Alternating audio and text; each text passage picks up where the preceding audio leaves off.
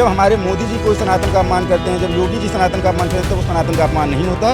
हर आदमी समान है, अपर कास्ट हो, बैकवर्ड हो, दलित हो। 5.69% लोग केवल अभी तक एससी के प्रोफेसर बन पाए हैं। ओबीसी की तो हालत और भी बुरी है। किसी दलित को गाली क्यों बको, किसी पिछड़े को गाली क्यों बको।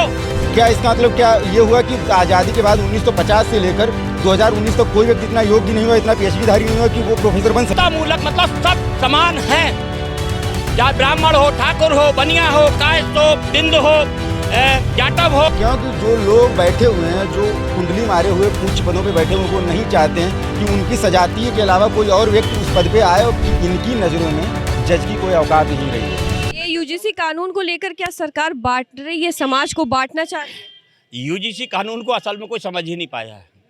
उन्होंने कहा कि चाहे यूजीसी हो, चाहे यूनिवर्सिटीज़ हो, कुछ हो, समता मूलक समाज होगा, समता मूलक समाज के हिसाब से एडमिशन मिलेंगे। या ये सब समता मूलक का मतलब है हर आदमी समान है, अपर कास्ट हो, बैकवर्ड हो, दलित हो। समता का मतलब समान, ठीक। लेकिन अपने ये जो राजनेता है ना, ये अपने अपने विचार से ऐसी कटुता अपना फैला रहे हैं। कह रहे हैं कि वो जो अपर कास्ट के बच्चे होंगे, अगर वो मुंह से कुछ बोल देंगे, उन्होंने यही तो कहा है, अगर क्यों बोलो, किसी दलित को गाली क्यों बको, किसी पिछड़े को गाली क्यों बको।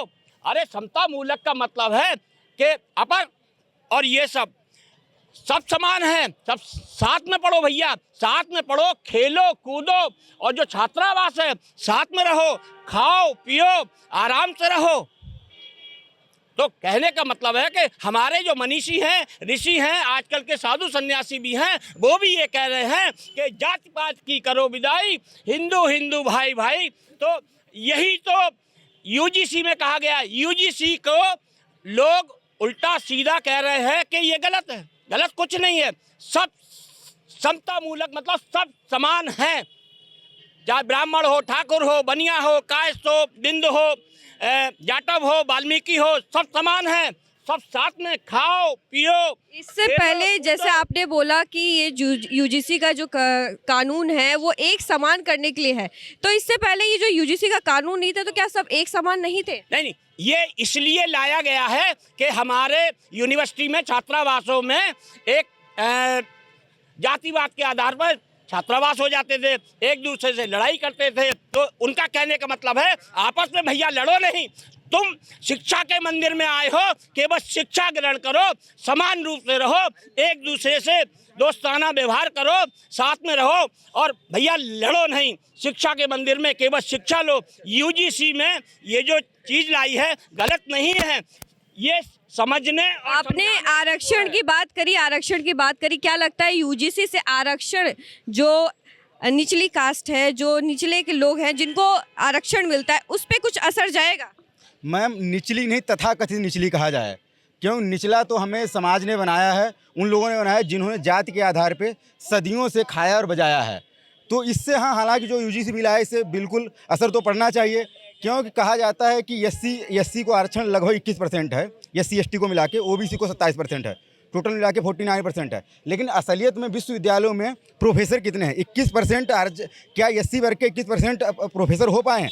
अभी मैं आंकड़ा उठा के देख रहा था, 5.69% लोग केवल अभी तक एससी के प्रोफेसर बन पाए हैं। ओबीसी की तो हालत और भी बुरी है। 2019 तक सेंट्रल यूनिवर्सिटी में एक भी ओबीसी का प्रोफेसर नहीं था।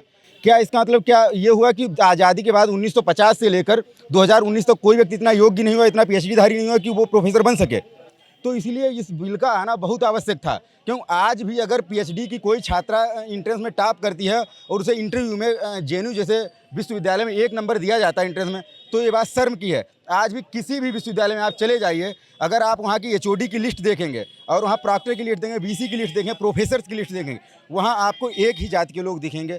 क्या ये जो ज्ञान है, क्या एक ही जाति में पैदा थोड़ी हुआ?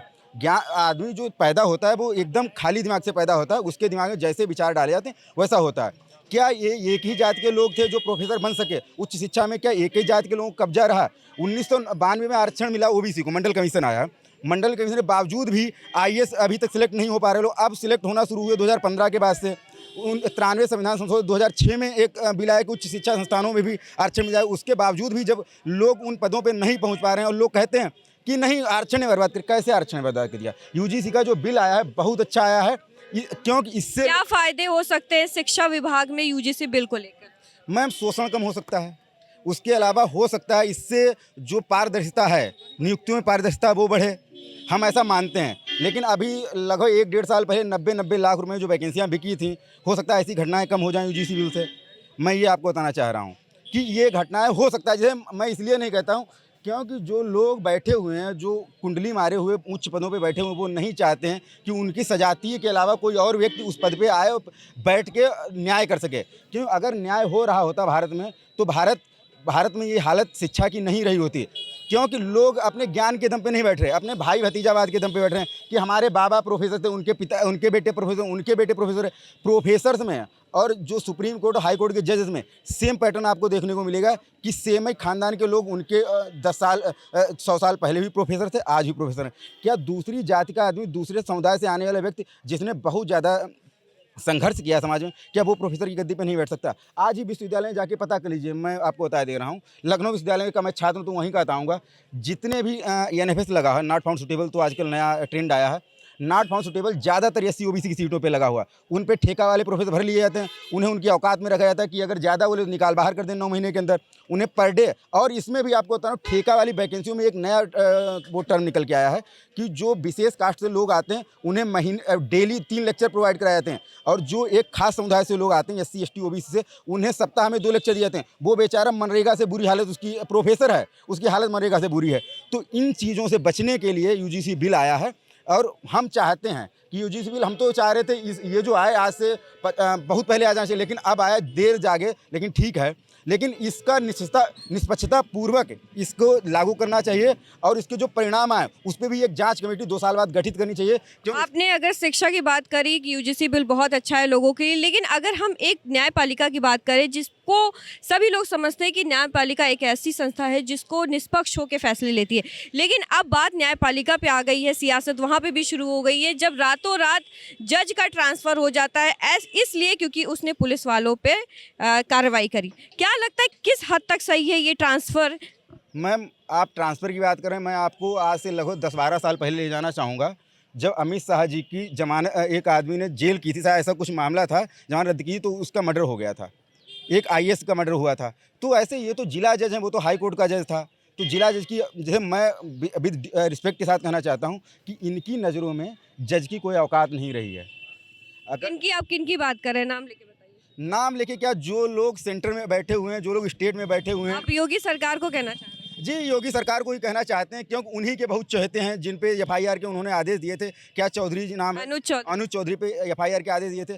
कोई भी व्यक्ति अगर संवैधानिक पद पे बैठा हुआ है, अब जब संभल में हिंसा हो रही थी तो उन्होंने कोई बयान दिया था होली के समय, एफआईआर कराया नहीं, होली के समय कोई बयान दिया था, उसी बात वो चर्चाओं में आए थे कि योगी जी के बहुत चहेते हैं, गोरखपुर में योगी जी से मिलने आते हैं, जज का ट्रांसफ़र हो जाता है। तो ये हालत हमारे यहाँ न्यायपालिका की हो गई है। इससे पहले न्यायपालिका की हालत वहाँ से बुरी होनी शुरू हुई है जब एक सुप्रीम कोर्ट के चीफ जस्टिस ऑफ इंडिया पे जूता फेंक दिया जाता है, ये कह के कि उसने सनातन का अपमान किया है।